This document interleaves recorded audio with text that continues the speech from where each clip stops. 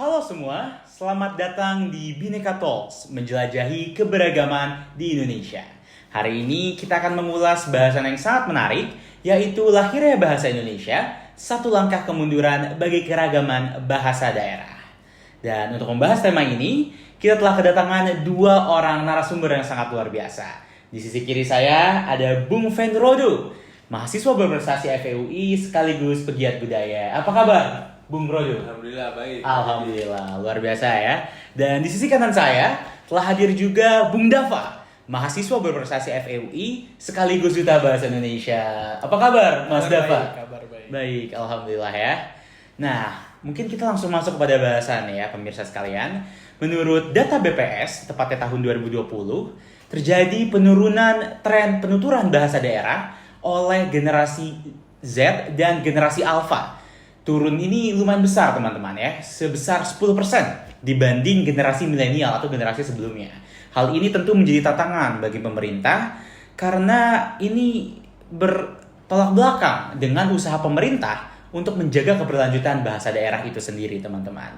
Nah, untuk mengetahui tanggapan dari para narasumber ya, langsung saja nih. Bagaimana tanggapannya Bung Rodo terkait tren penurunan penuturan bahasa daerah ini? Terima kasih sebelumnya Pak Jundi sudah mengundang saya. Jadi menurut saya tanggapan terhadap penurunan ini tuh karena bahasa Indonesia disahkan menjadi bahasa resmi. Jadi Indonesia ini menjadi kehilangan jati dirinya sebagai bangsa Nusantara, yang dimana seperti yang kita ketahui bahasa Indonesia itu sangatlah banyak.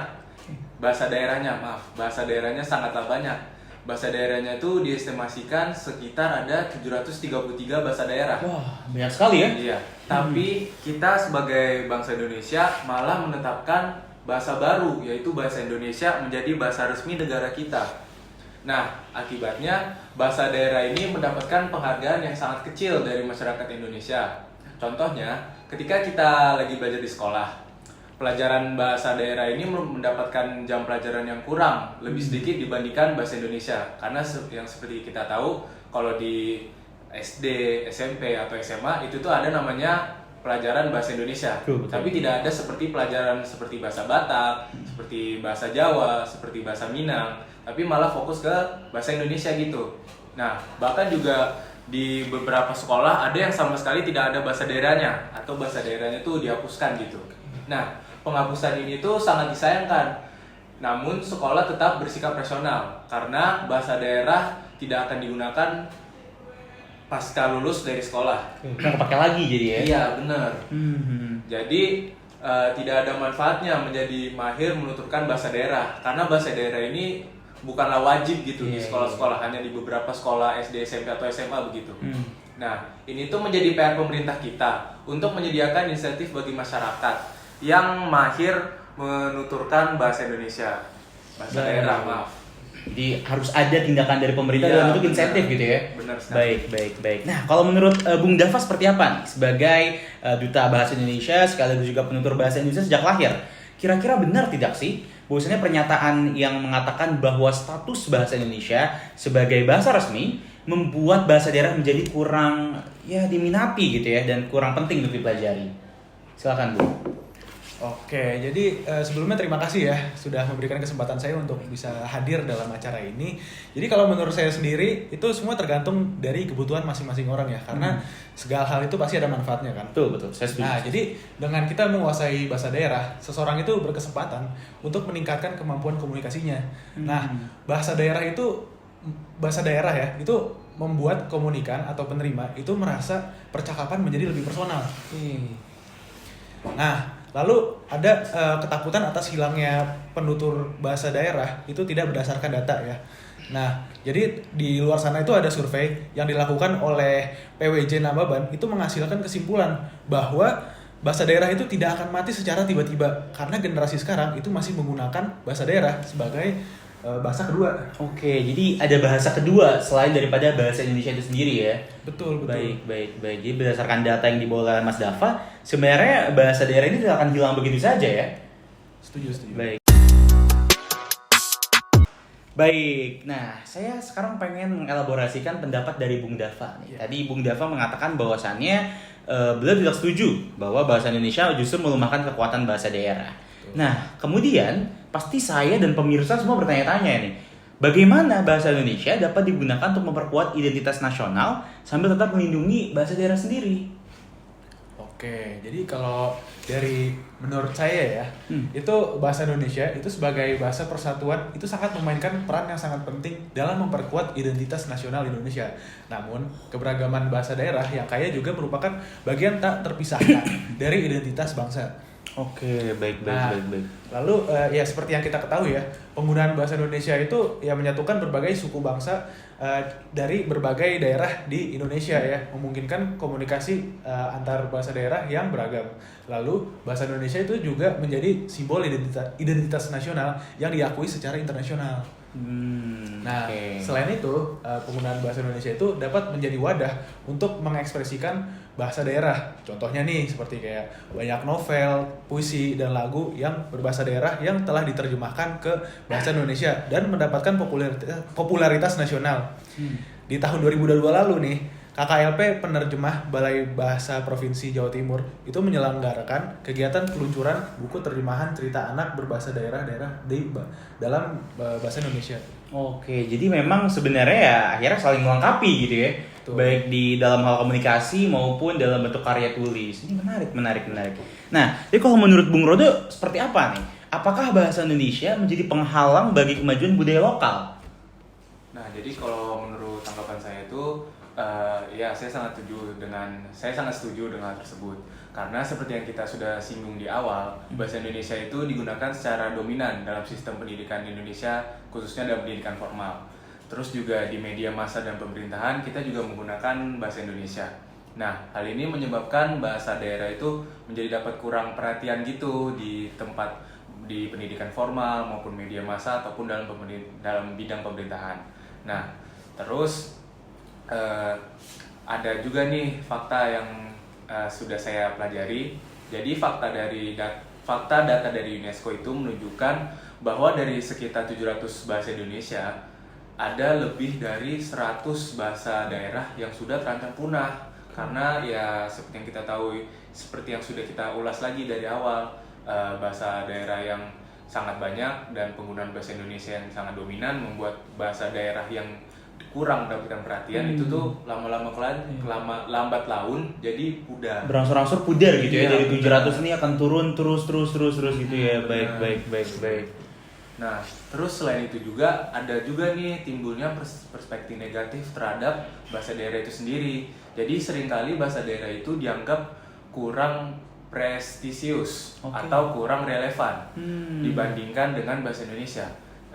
Nah, hal ini tuh membuat banyak orang tua beranggapan bahwa mengajarkan bahasa daerah kepada anak-anak itu menjadi kurang. Jadi lebih baik mengajarkan bahasa Indonesia saja gitu.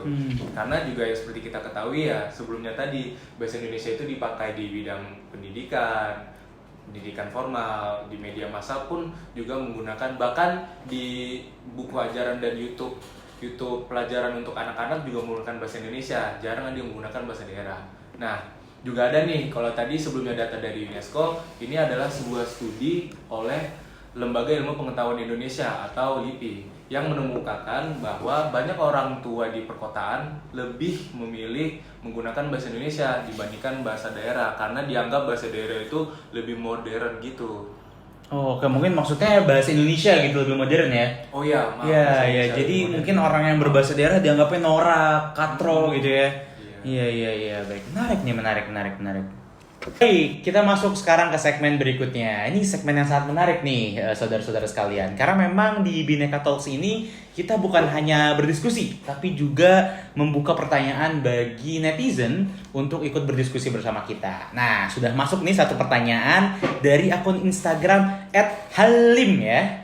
Oke, pertanyaannya nih ya, saya bacakan. Halo Bhinneka Talks. Apa kira-kira yang akan terjadi jika bahasa Indonesia tidak pernah diciptakan dan bahasa Melayu atau bahasa Jawa dijadikan sebagai bahasa resmi Indonesia? Oke, ini pertanyaan menarik nih. Mungkin boleh dijawab dulu nih oleh Bung Dava, silakan.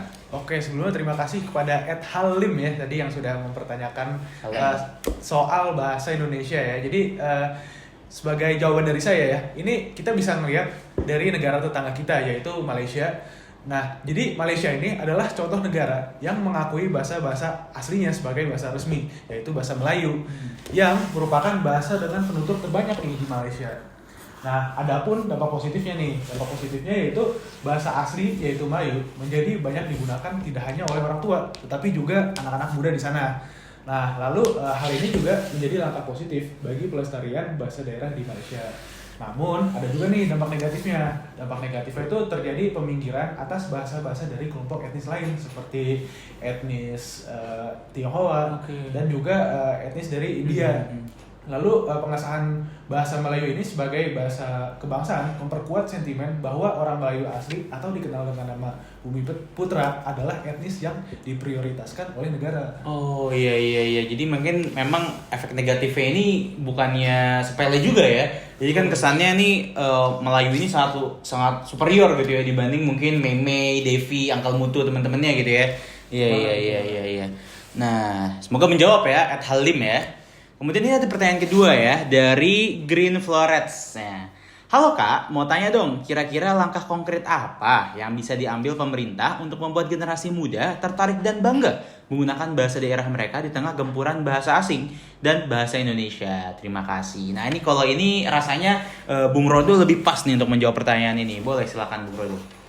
Oke, itu tuh pertanyaan yang sangat bagus ya dari Green Florets. Jadi jawaban saya itu gimana sih cara pemerintah biar bisa meningkatkan minat bahasa daerah ke mahasiswa sekarang atau siswa sekarang. Jadi caranya adalah pemerintah bisa mengintegrasikan pelajaran bahasa daerah ke dalam kurikulum sekolah. Jadi kayak menambahkan contohnya seperti bahasa Jawa ke kurikulum pendidikan sekarang, di tingkat SD, SMP atau SMA, atau mungkin bahasa Batak, mungkin bahasa Minang, ya sesuai bahasa daerah yang mau dipilih. Oke. Nah, terus juga di lingkungan sekolah kita juga bisa menyelenggarakan kegiatan ekstrakurikuler bahasa daerah. Dan juga kita juga bisa mengadakan kompetisi ataupun penghargaan agar bisa memotivasi siswa untuk belajar bahasa daerah seperti itu. Oke, ya, baik. Dan juga mungkin pemerintah juga bisa mendukung penerbitan literatur lokal dalam bahasa daerah. Dan untuk yang terakhir, sebagai jawaban saya, mungkin pemerintah juga bisa mengadakan sosialisasi kesadaran publik dan menetapkan hari khusus untuk merayakan bahasa daerah juga. Nah, hal-hal itu tuh bisa dapat meningkatkan kebanggaan dan penggunaan bahasa daerah di kalangan generasi muda kita sekarang. Oke, jadi memang menarik gitu ya kalau misalnya ada satu hari di mana wajib berbahasa daerah gitu ya. Benar. Mungkin dulu saudara-saudara atau mungkin pemirsa juga pernah waktu SD gitu ya ada hari harus pakai baju daerah gitu ya. Iya, Pakai batik, kebaya, kemben atau apapun itu ya. Nah, ini menarik nih kalau misalnya ada hari yang khusus untuk berbahasa. Jadi bukan hanya budaya dalam bentuk baju tapi juga bahasa. Benar sekali. Luar biasa. Semoga menjawab ya buat pertanyaannya ya. Baik, kita telah masuk ke segmen terakhir nih pemirsa sekalian. Dan untuk menutup acara ini, saya ingin bertanya kepada kedua narasumber. Tapi pertanyaannya nggak akan sama dengan tadi yang telah lalu-lalu gitu ya. Mungkin tadi Mas Rodo, juga Mas Dava sudah banyak berdebat, sudah banyak berbeda pendapat. Tapi saya rasa mereka sama-sama punya harapan yang baik untuk bahasa Indonesia dan bahasa daerah di Indonesia ke depannya. Nah, seperti apa sih harapan Anda berdua untuk masa depan bahasa Indonesia dan bahasa daerah ke depannya? Mungkin boleh dulu dari Bung Rodo. Oke, jadi harapan saya untuk bahasa Indonesia dan bahasa daerah dan kedepannya itu semoga keduanya itu bisa hidup berdampingan dengan harmonis gitu. Harmonis ya? Iya benar. Terus juga kita harus menggunakan bahasa Indonesia untuk berkomunikasi secara nasional dan kita juga harus menggunakan bahasa daerah untuk menjaga dan melestarikan budaya lokal supaya bahasa daerah ini tidak punah begitu Pak Jundi. Baik, luar biasa. Kalau harapan dari Bung Dava gimana? Kalau dari saya sendiri sih, saya berharap ya kepada pemerintah dan masyarakat Indonesia itu dapat bekerja sama untuk menjaga dan melestarikan bahasa Indonesia dan bahasa daerah ya. Dan ya kita semua itu perlu meningkatkan kesadaran masyarakat tentang pentingnya bahasa daerah dan menyediakan dukungan yang diperlukan untuk menjaga kelestarian bahasa daerah. Baik, luar biasa ya harapan-harapannya ya. Semoga harapan tersebut bisa terkabul gitu ya. Amin. Depannya ya. Baik. Baiklah para hadirin yang saya sayangi, kita telah sampai di akhir talk show pada kesempatan kali ini. Dari diskusi yang sangat menarik tadi, kita bisa mendapatkan banyak hikmah dan pelajaran gitu ya. Yang pertama, bahwasannya bahasa Indonesia dan bahasa daerah sama-sama memiliki peran dan fungsi yang penting dalam kehidupan berbangsa, khususnya di bangsa Indonesia. Kemudian, bahasa Indonesia juga tidak mengurus bahasa daerah, melainkan membantu bahasa daerah untuk berkembang dan dilestarikan.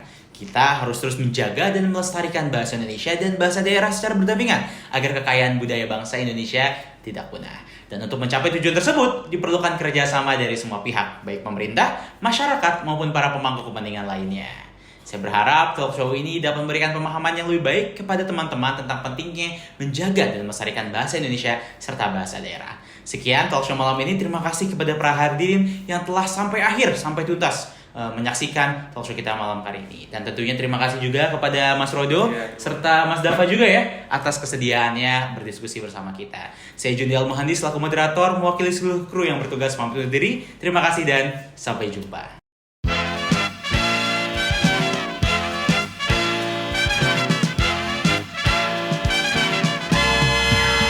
Di sisi kiri saya ada Saurada. Sorry. Sangat luar biasa. Yaitu di sisi kiri saya ada Saurada. Saudara. Memungkinkan komunikasi antar bahasa daerah yang beragam. Sorry. Oke.